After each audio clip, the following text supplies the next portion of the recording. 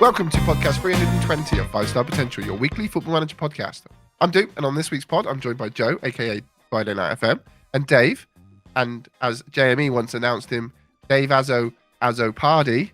Welcome, gentlemen. Terrible. Big up Jamie. What a throwback. That felt forced. Yeah. I mean, it made sense when we wrote it, you know. I'm not taking any credit for writing anything. I can barely read it. It's a new week, and there's been a lot more exciting news released about FM24. There's player targets, better interaction, and so we've even seen some gameplay in the form of truer football motion, match authenticity, and positional play. And we're going to dig into that. But before we do that, let's have some winners and losers of the week. What? I'm struggling with this reading today. Joe, save me, please. Bedtime, mate. Because it's gone past your bedtime. I didn't have to do my end of year. For the no context 5-star pod account, Dave's dad had the printer running, which is like an old school podcast meme. Yeah. Just come in to do his end of year accounting like for 2 hours past when we were starting to record. But my winner of the week. Oh, go on, Duke. Go on. I was going to say, if you are listening to this on Spotify, Apple Podcasts, you can now go over to our YouTube channel where you'll be able to see Dave's room. And actually, the printer's not there anymore. It used to be right behind you, Dave, but you can see Harry Potter, the box set of Harry Potter on this bookshelf. So there's a way of just announcing that we are actually video format as well. You love to see it. Literally. My winner of the week. Do you know what? Positive. We've slagged off Twitter and social media recently. And I'm actually going to say, I think there's been quite a positive reaction to all the FM24 feature reveals. And not even just positive. I think it's been a surprised reaction. I think people were thinking of FM 23.5 because it's the last year before we go over to the new FM 25. And I think people are actually shocked with what they've seen so far. So, positive winner of the week, social media reaction to FM24. Big up yourselves. I like it, Joe. Like I said, we're having very negative about social media, and it's been good. Yeah, absolutely. Dave, what about you? My winner of the week, which I'm sure we'll talk about more, is the new ball motion that is sort of being revealed and announced. I've seen some of the volleys hit against the ground, looping over the goalkeeper, and I want a bit of that, although it may get very annoying after week 1 of FM 24.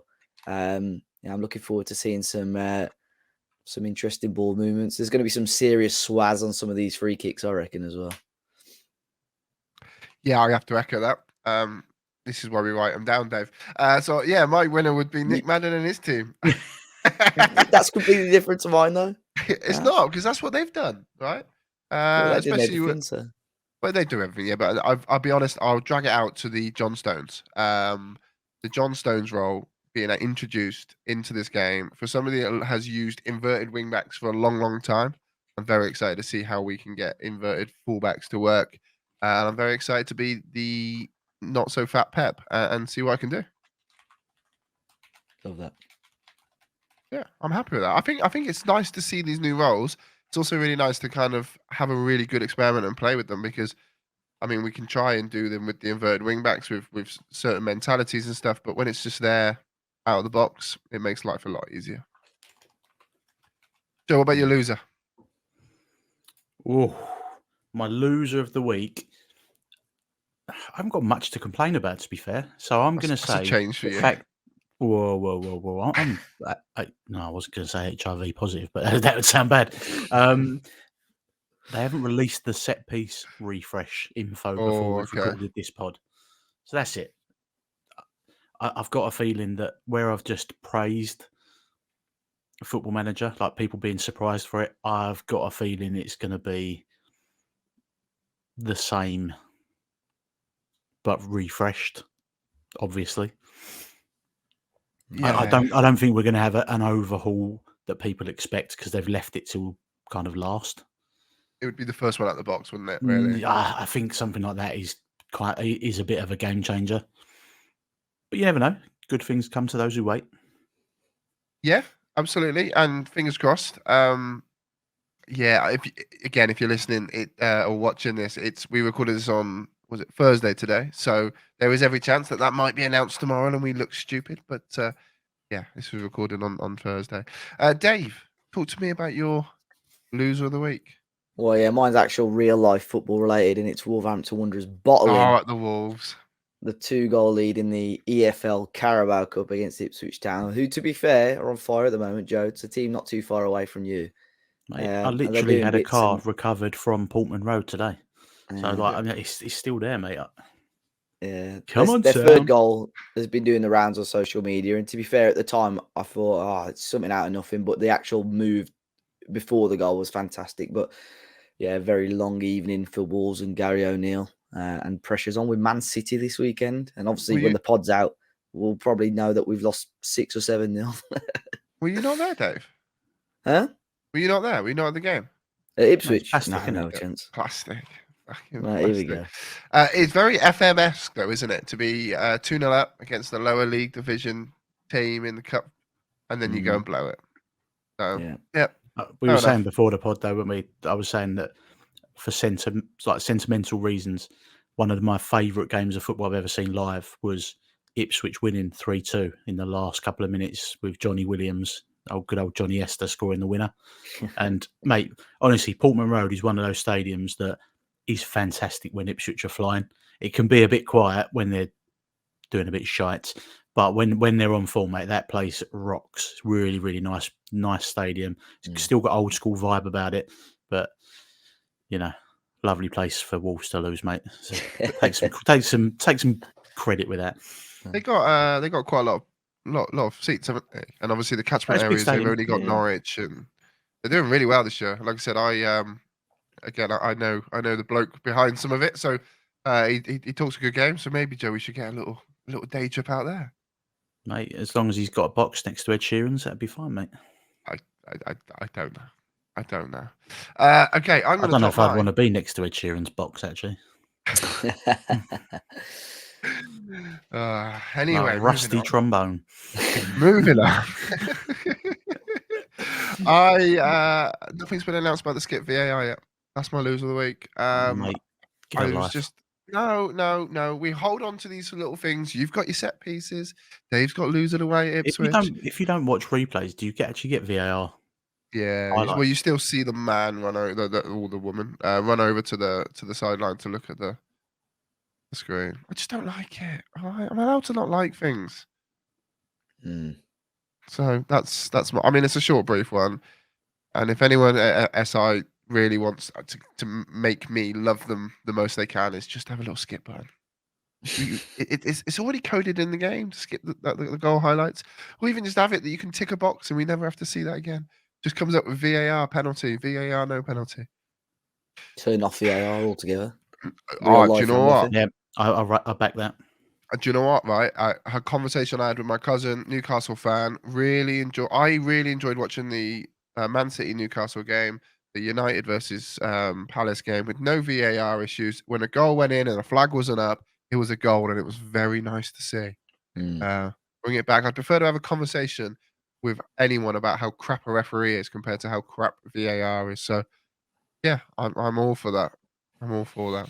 Right, as the Scarlet Pimpernel of this podcast once said, let's get into the meat and potatoes of this podcast.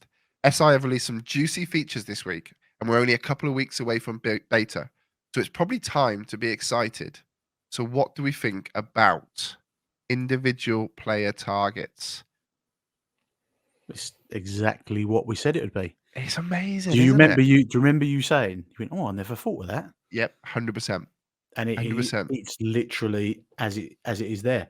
So you can target them on training improvements, goals, assists, clean sheets, match performances. Again, I think it just links up to what you'd see in real life. You know, you want to be a regular starter. Well, when I give you your opportunity, I need you to score in goals, or you want to get some game time. I need you to be hitting, the nines in training. I think it's just it's a small. Well, it's probably not small in terms of the development put in the game, but it's a small touch that will make a big difference, I think.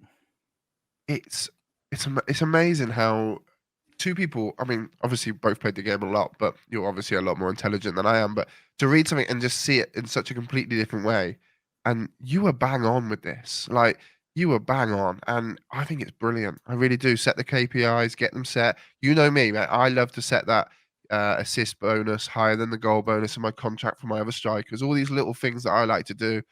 You did it. I think you did it in the network save with the three of us, where you got the really high clean sheet bonus, and then you used to try and make it so you concede at the end. All these little things that you'll be able to kind of manipulate in our little ways. It's exciting to see. It really is something different, very different.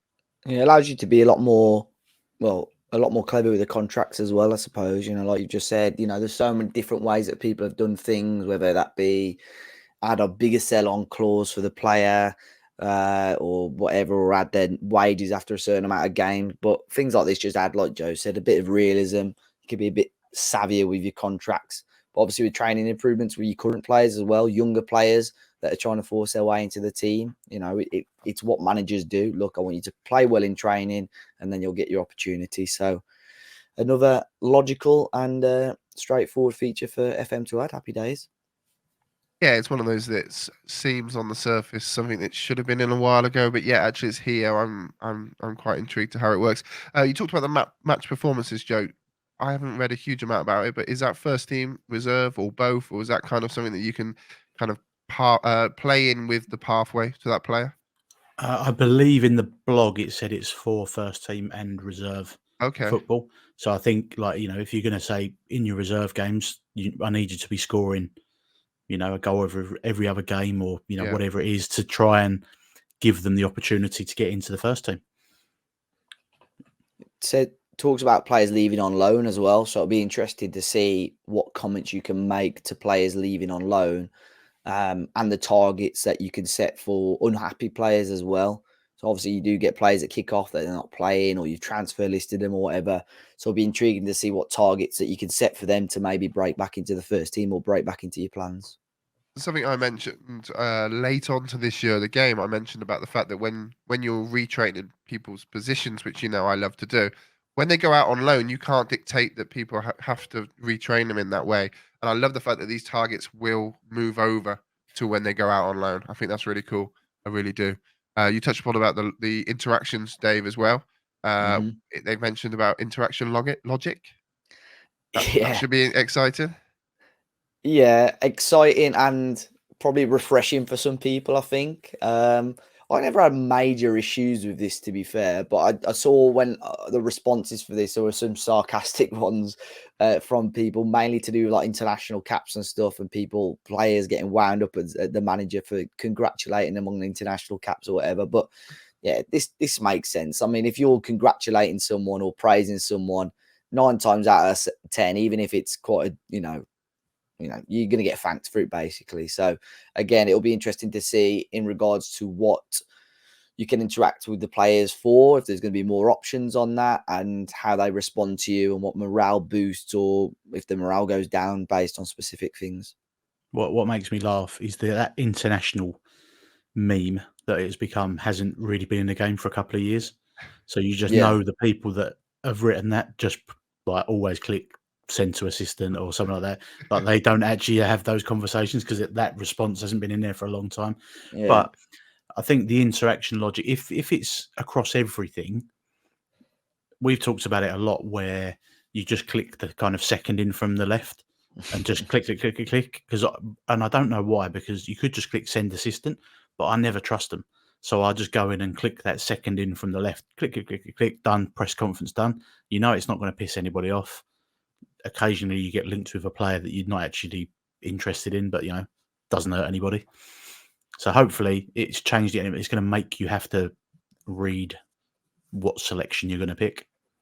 It was funny actually, because that happened in real life this week, where Thomas Frank, before the Arsenal game, came out and said like he'd clicked the wrong button, because he come out and said that he'd prefer to have Ivan Toney over Erling Haaland.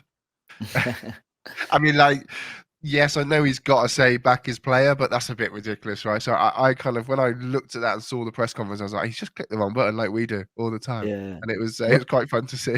I used to have that option quite often when I was managing on the Pentagon Challenge this year in South Africa. You'd get like some South African lad who wasn't even an international footballer score twice. and it gives you the option to say he's better than Kylian Mbappe or whatever. And I was like, it's probably a bit of a stretch to be fair, but I suppose that's fun. I like things like that, or in the social media tab where there's obviously like didn't happen of the year award, like tweets, stuff like that is funny, and it's cool to keep that in the game, to be fair. I think the social media tweets are great. I genuinely do. I think they are funny, and to hear like random stuff like it's just like Twitter. It mirrors Twitter so well because it comes up with some absolute nonsense, and I believe every single one of them that I read on there. The best one is like, I've just spoke to my 6-year-old daughter, and she believes Dave as a party should be playing the 4-2-3-1 with a DM Gagan press. I can't believe the words that have just come out of her mouth or something like that. You should be able to reply to them. I know we're getting a The bit whole like, coffee shop stood up and clapped. Yeah. it would be very, very interesting. Dave, you mentioned it as your winner of the week, so let's kind of dive a little bit deeper into that. The truer football, motion, positional play, animation. We've seen some lovely graphics, just the way it looks graphically, but also the way that the players are interacting with the ball. That volley, you mentioned it earlier. Yeah. That's going to see some sexy goals, right? The thing is, obviously, they've sort of teased weeks ago about sort of the big jump next year in terms of graphics and match engine, but I think it was still obviously, I don't necessarily think it was important. I think people possibly, you always want to see an improvement on the match engine year after year, but if they can have a big jump from 23 to 24, then even better. But yeah, I think in terms of the graphics, it just looks a lot smoother, a lot cleaner. And yeah, when I had a quick look back again, just to sort of refresh my mind before the pod, just stuff like that, it is realistic. Just even before the guy volleyed it against the floor, I think the way it bounced back out to him just looked so much more realistic. It was like a knockdown header, wasn't it? Yeah. It's like as he comes across, it's like a knockdown assist. And you don't see that. You might see the way it the deflects sometimes off defenders, you think, oh, flipping it, really. But I just think, obviously, it's such a small sample size, and there's going to be so many more animations. But if that's a standard that they've set, it'll be really interesting. I think we could see some really, really cool goals this year as well. I think it looks like it's up in the intelligence of the player for the player to volley that into the ground rather than just hitting it true and it going into row Z. I think that would be something that we, like you said, might see more of if he goes around a goalkeeper. If the goalkeeper's coming out, he might try the dink. He might try and take it around him. It could open up a world of possibility. Obviously, like you said, the sample size is very small, but it does definitely get the juices flowing. Yeah, I like it, mate. I like it. And like you say about the intelligence, it kind of segues into the other bit about the positional play, like the inverted fullback and Absolutely. the John Stones role, as they're calling it. And I think, I mean, I'm looking at it. I think it looks great. And it was fantastic to see some gameplay footage. I'm just wondering, like, the player intelligence, how much is that going to come into effect? Because sometimes if you play like lower league and you're playing a Gegenpress system, and it just works, and you're like, it works even though the quality of player is a lot less. Are these kind of bespoke positions? Are you going to need a more technically gifted, intelligent footballer to make them work? So, it's nice seeing the patterns of play and everything, but if you are playing in, the conference, are you gonna see those patterns of play? I mean, yes, but the thing with the inverted wingback, a lot of that is down to work rate and also positioning. So the positioning is the intelligence side of things, right? But if you got somebody that will work hard, regardless of that is just a physical attribute, then they should, in theory, be able to pick up some of the traits that needs it to do. You should be able to kind of be in the right position. But I 100% agree with you. When I was been playing with these silly tactics I play with the Doop ball, and you drop down to any league and it will play perfectly fine. Let's hope that is a thing that will kind of be null and void, and you will start to see the struggles. But I'm really intrigued to see how the Amarat role goes, because he played that on Wednesday night, not on John Stones. I sort of agree with that, Joe, in the sense that when I looked at the article, and that obviously they used Man City, which you would do with them being obviously licensed, and that sort of the roles suiting them quite well. And I think there was a video of how the defenders and the certain roles are moving up and down the pitch and so on. And I thought for this to work really, really well, especially when they were attacking, you just had this like really almost quite narrow back three or a three shifted to one side or another.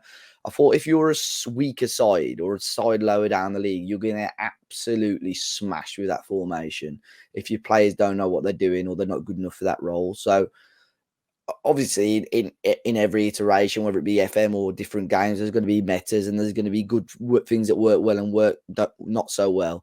But I'm really interested. I think the possibilities, like if you're, players like me, I'm a casual player. I'd spend as you both know, I spend very, very little time focusing on specific player instructions, team instructions. You auto picked Champions League final. Yeah, we don't talk about that. But if you are like a lot more tacticians, there's a lot more tacticians on sort of. I look on social media and the Football Manager and the analytical side.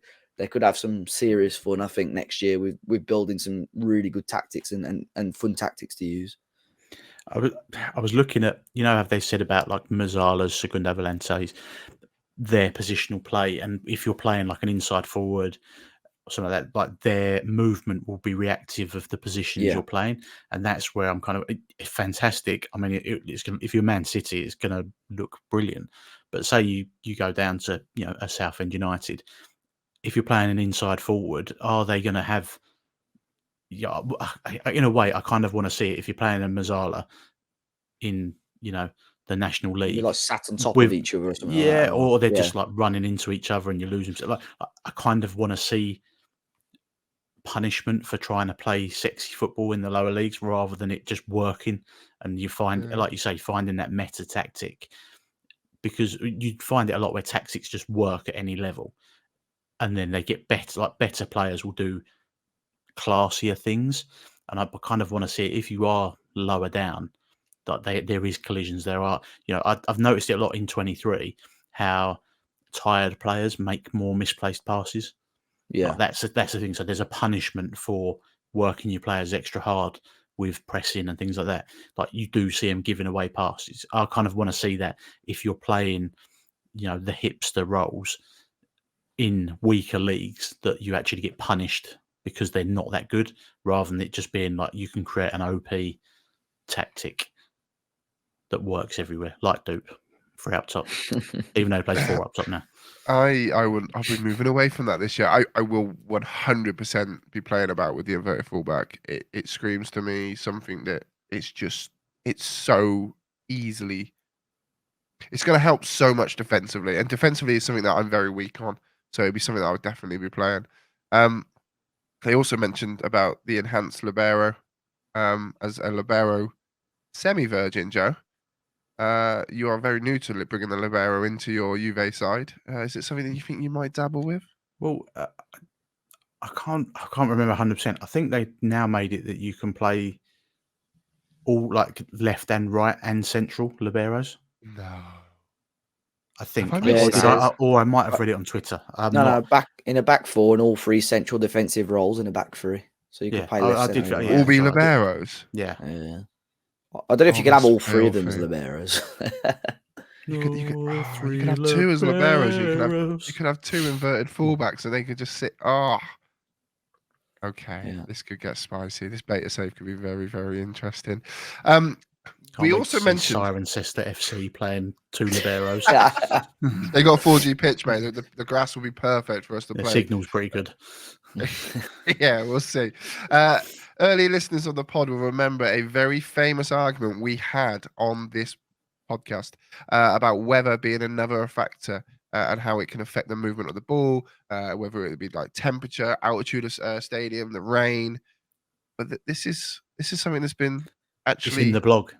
Yeah, do you remember Curty and Teach having this argument? Did we do a whole episode on that, or at least a good half of an episode? 3 or 4, probably. About it. Probably, mate. Curty was like, it massively affects it, and Teach is like, does it bollocks?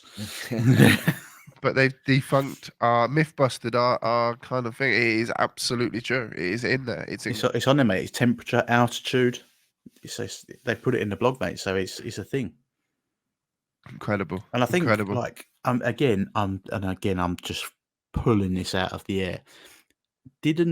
Wasn't there a thing about Alexis McAllister when he was on international duty, like the other week, that he was on oxygen because they were going to Bolivia to play for Argentina. Or I'm saying Bolivia, it might not have been Bolivia, but it was somewhere really high altitude, and they were traveling there with oxygen masks on.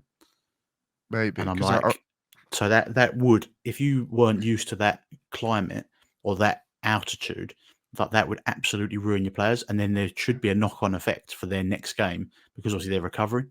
So I'm just wondering if stuff like that, like if you have got international players going, they go and play at altitude, do they come back absolutely cream crackered? Yeah, I think this. I mean, you just have to spend a lot of time doing it. If someone did some sort of experiment next year or next version of the game, where you test different playing styles based on the weather.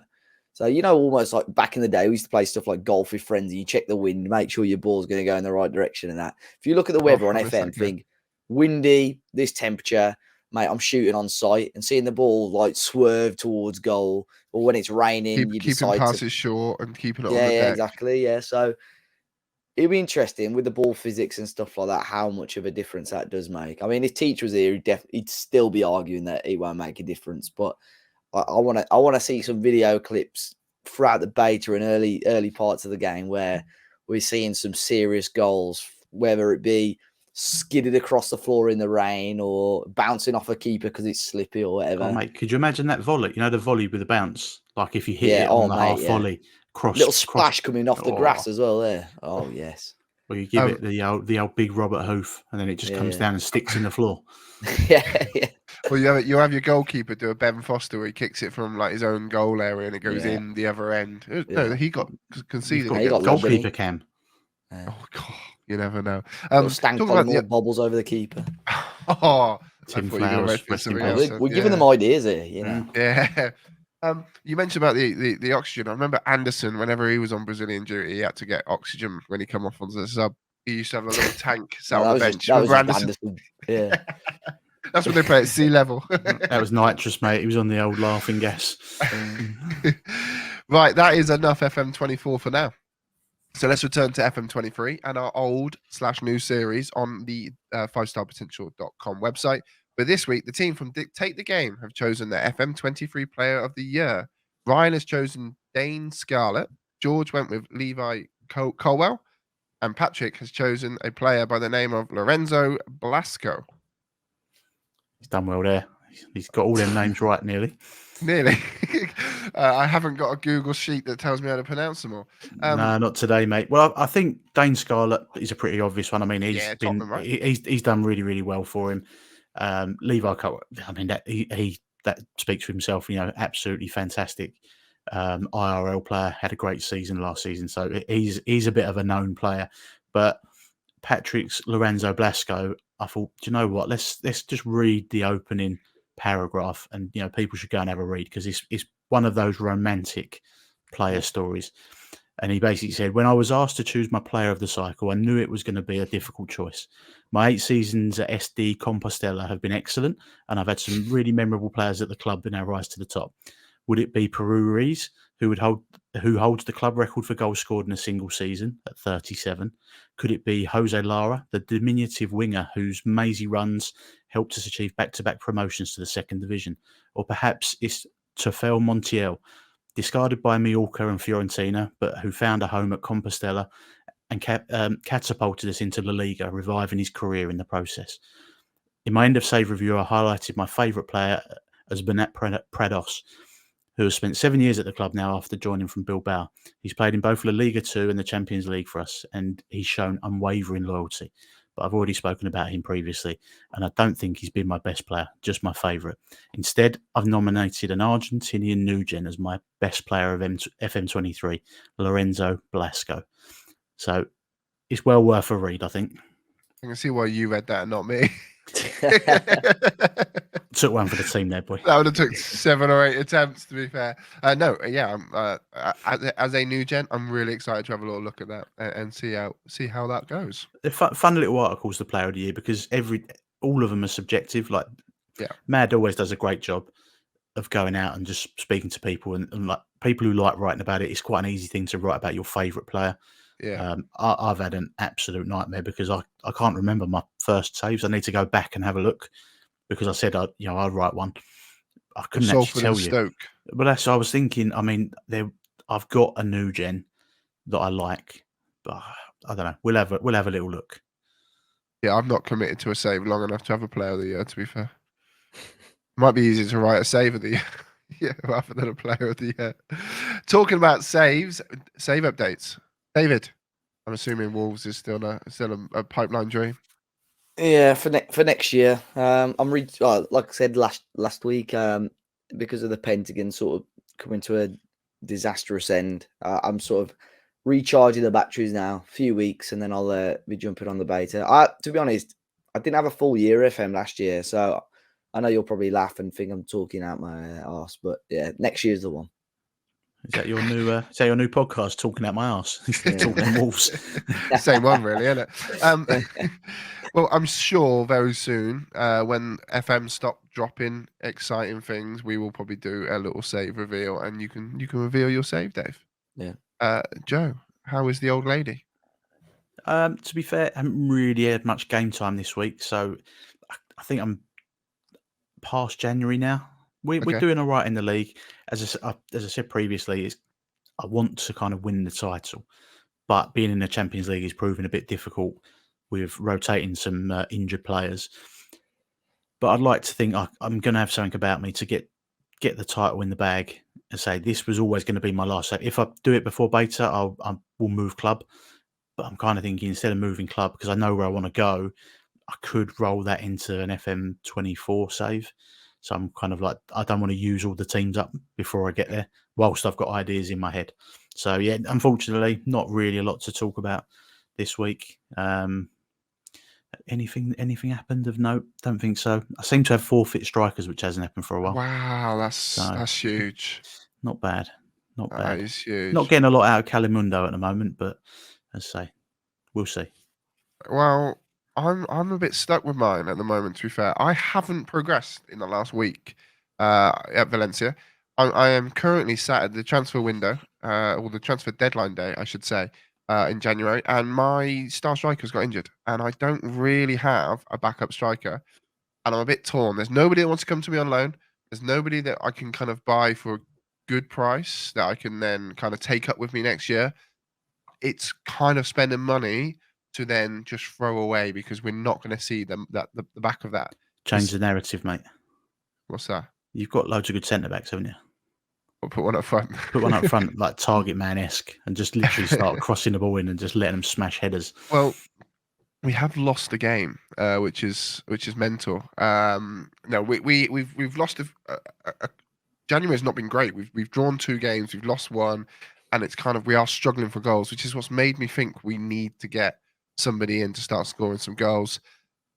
But I'm just sat. You know, the most that somebody is fit now that has scored is 5, and that's Cassidy. So we really need to get some goals in. Hugo had scored 21, I believe, in 26 games, and he's kind of been the one that's been bagging it. But he's out for 6 or 9 weeks, and that's most of the season that left. So, yeah, I'm really stuck, to be fair. Really stuck. To be fair, just thinking about it, stick Marmadashvili up top. He's massive. He is massive. He is very tall. Still, I mean, you guys will know better than me. Are the corners still a bit broken on FM? Don't know what you're talking about, Dave. That's a yes. Yes. You stick him near post, mate. You're laughing. I'll be honest. I have purposely. Mate, you can do far post. You can do near post. I've now been sending them in to going short every time to try and avoid that. I've got to the point where Palestri's tried it up top, and his finishing and composure is not good enough. His pace is good enough, but that's about it.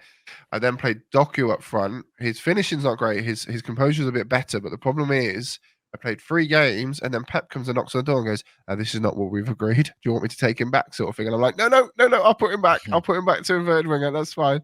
And I actually nearly, I mean, I hate to admit this, Joe, and hopefully Mad won't hear this, but I actually nearly contemplated putting Cassidy up front because he does have... Following his lead. I know. He has 14 finishing, 14 composure. But again, I have in his loan contract from Chelsea the kind of agreement that he will play in the role that position. Playing position. You got to take that out, mate. I know. You can't be limited. It's a schoolboy error, 100% schoolboy error. But Yeah, so I'm a little bit screwed really, and I'm hoping that I'm a bit busy over the weekend, but Sunday I've got a day at it, so maybe next time we get together, I we wonder will with have. that. Sorry, I wonder if with that playing him in a specific position. I wonder if you started them there as a tactic, and then just put them up front. Yeah, a bit like So you they used to started do in that position. You used to do that in So- Ultimate Team to get chemistry, right? Yeah, yeah. Or an Um, objective, score a goal with a defender, you just put the centre half yeah, up front after. I wonder. Yeah, it's a good shout actually, because if you go on to like previous like his form, does it state? It does state his role, but does that state where he started, or does that state Well, where he that's where you need to check, mate. finished? I think that Just a would work. little bit of testing on that. If you are listening, which you probably will be if you're hearing this, let us know if that's something that you know, if you've tried that, or go and try it. Let us know. If you're not listening, just don't bother. My sign language is not good enough for somebody not to be listening, to be honest. But I think that's probably all that we've got with save updates today. This week's adventure in Wonderkid Land ties nicely to the Manchester City link-up with City Football Group player Savio, commonly known as Savio because I can't pronounce it. We've already established that. The tricky attacker was currently on loan at Genoa from his contracted League Two side, Troyes. Girona, not Girona. Genoa. I don't know her. Where he started the season on Jamaica. fire with 2 goals, 4 assists, and 7 games. Bring back Matt in Football Manager 2023. He looks like a very good player. I'll be honest. I'm You like shocked that, at didn't you? this. When I said earlier on before we started the pod, I said have a look at this guy. Yeah, this is the first I've ever seen of him, and I got him up on the screen. I shared the screenshot. I can see. And I'm shocked he's not been mentioned before. Joe, you have done very well through this little series that we've done of picking players that seem to be incredible.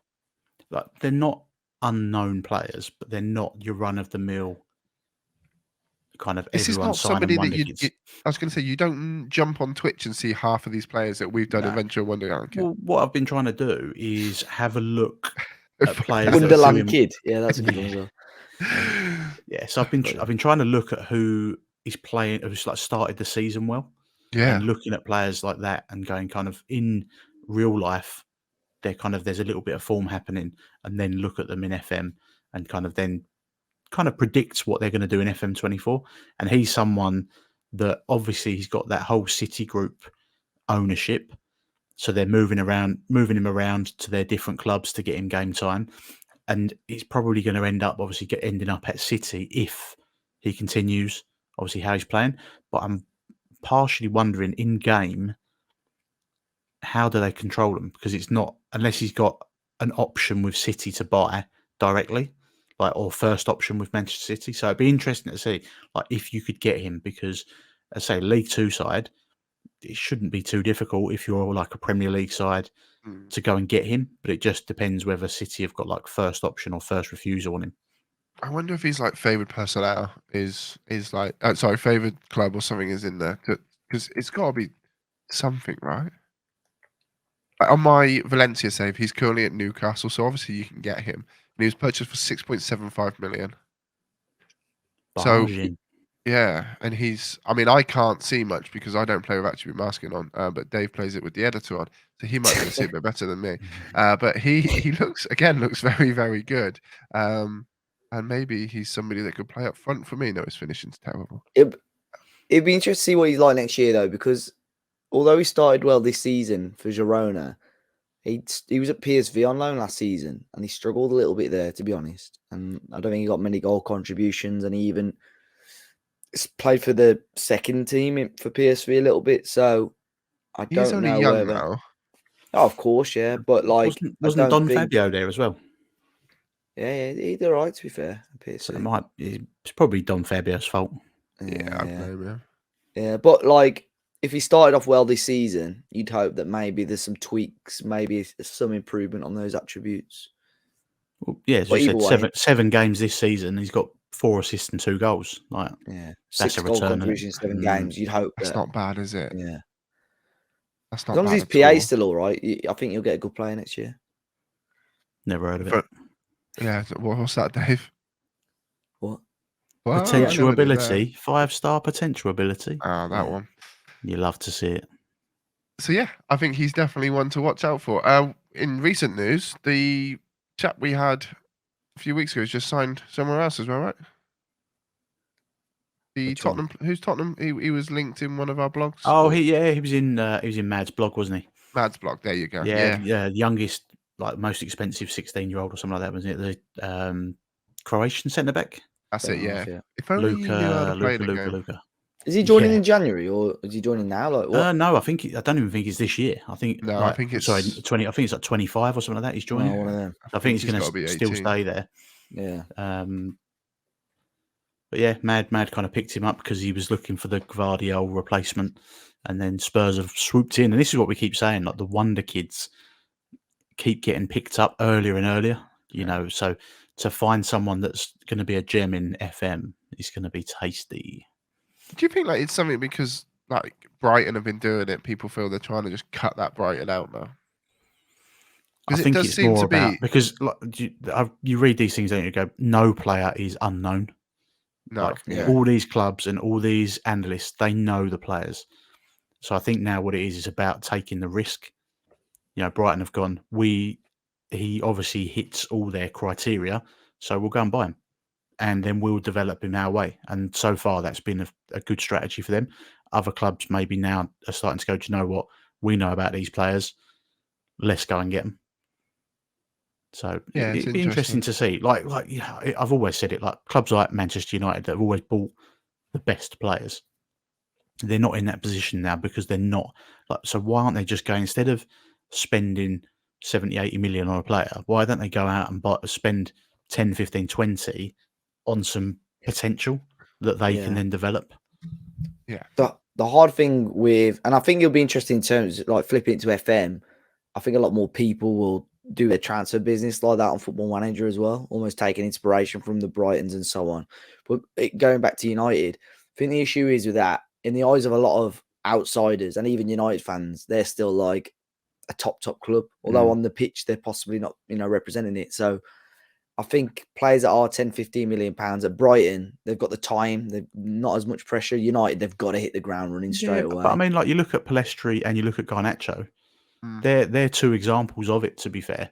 Like I think they kind of went for it. 'Cause wasn't like Garnacho like 400 grand or something like that? Yeah, so he was bought from Atletico Madrid.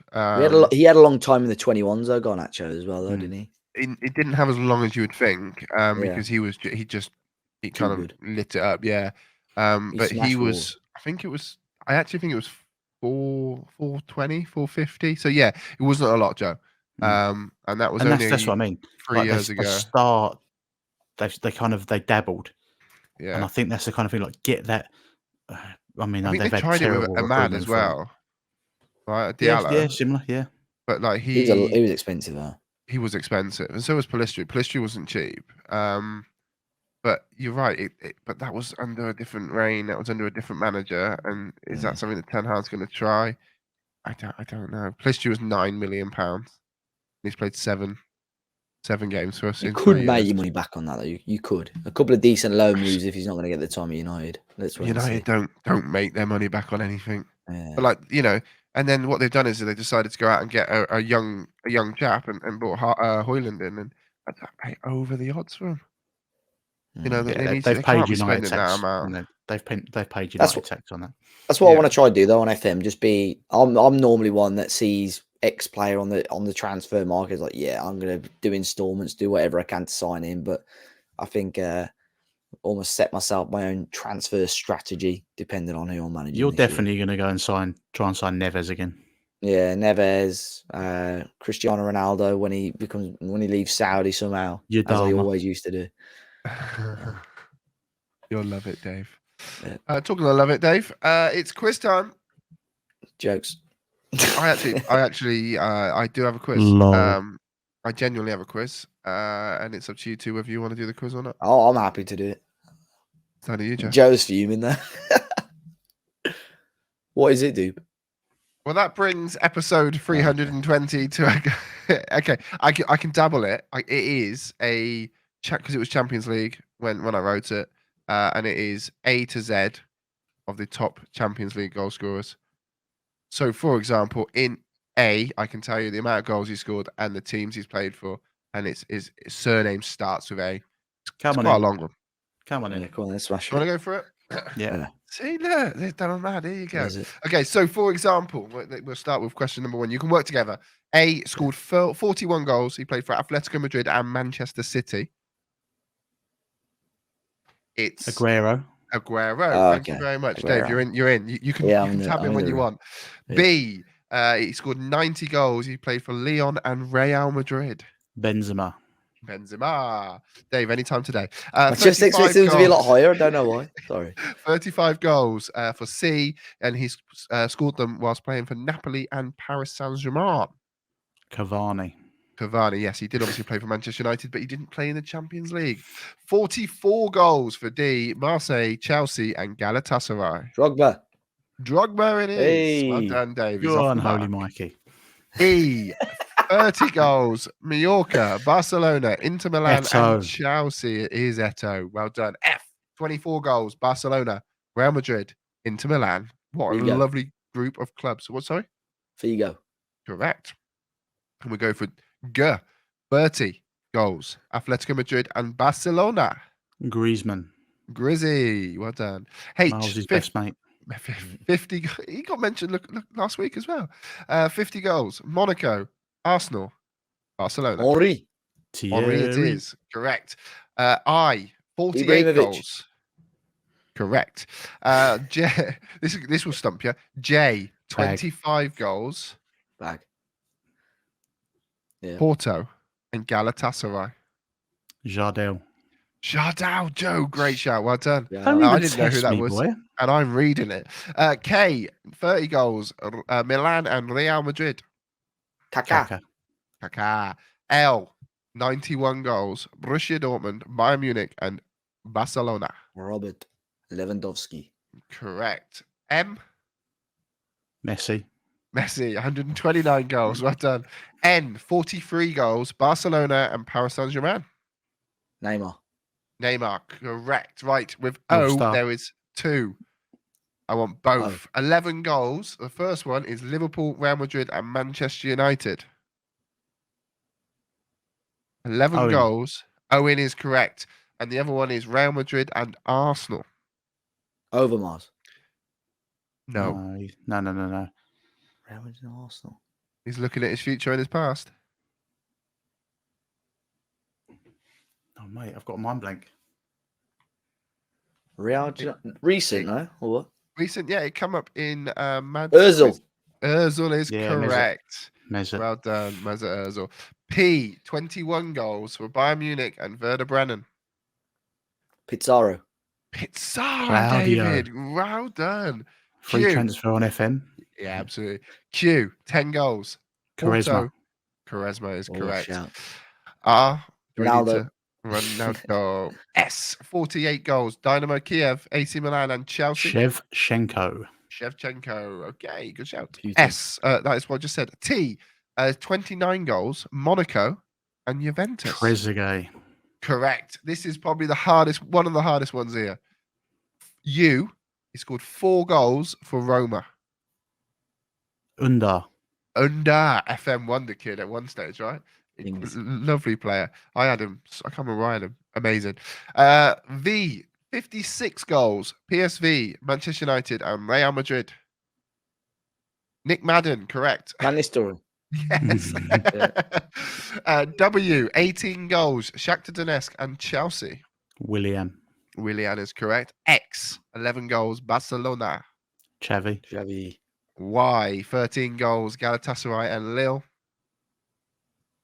Yilmaz. Yilmaz is correct. And for the Shout. clean sweep, Z or Z, 14 Zinedine. goals. It is ZZ. Bobby Zamora. Oh. Yes. That's the second time I've heard about him today. What, Bobby Bobby? Zamora. Is it? Yeah. Amazing. On the Peter Crouch podcast, Ledley Oh, King God. was talking about his under-8s team, and he had like Bobby Zamora, John Terry. There was basically like 8 players that went professional. He's under Wow. 8s team. Imagine that. That is pretty impressive. But that's quite impressive you going through there. I like that quiz. That's a good. Did well one. there, I feel. Yeah, you did really well. And Filled a good that's what- 5 minutes. Well done. Yeah, that's Yeah. what a good quiz does. That brings episode 320 to a close. You can find the links of us in the podcast description or by visiting 5starpotential.com. 5-Star Potential is available on iTunes, Spotify, and most other popular podcast apps and platforms with a new podcast released every single week. Thank you all for listening. There'll be more from us next week. Say goodbye, gentlemen. Goodbye, gentleman. Adios, amigos. Auf Wiedersehen.